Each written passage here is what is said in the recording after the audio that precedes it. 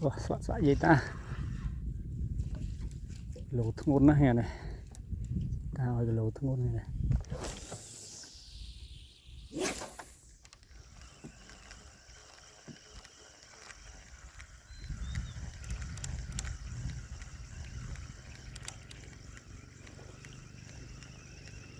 khô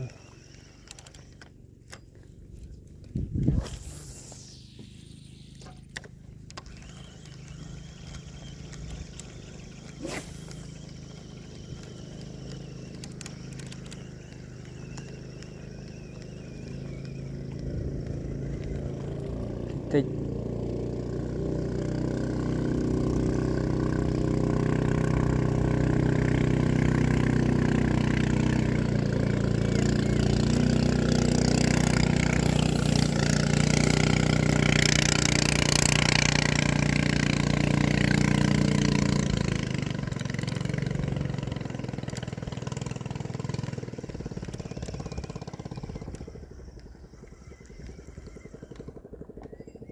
mình cái này mình ăn tú cái bò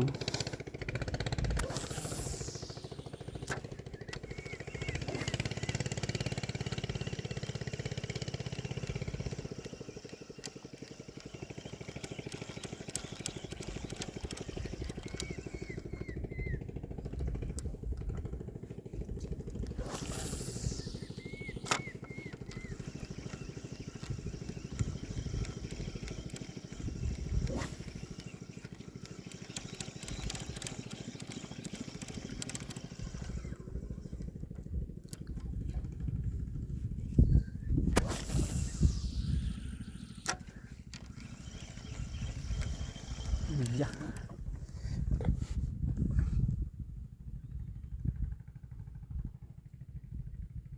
Chỗ này da da ấy da thùng vô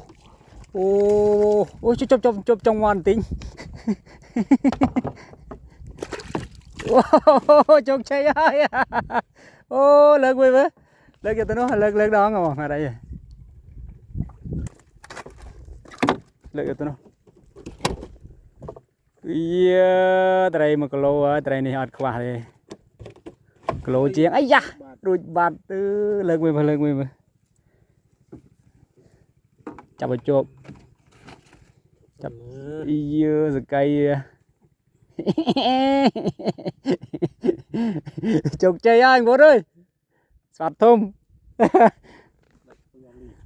tôi là rich ơiបងប្អូន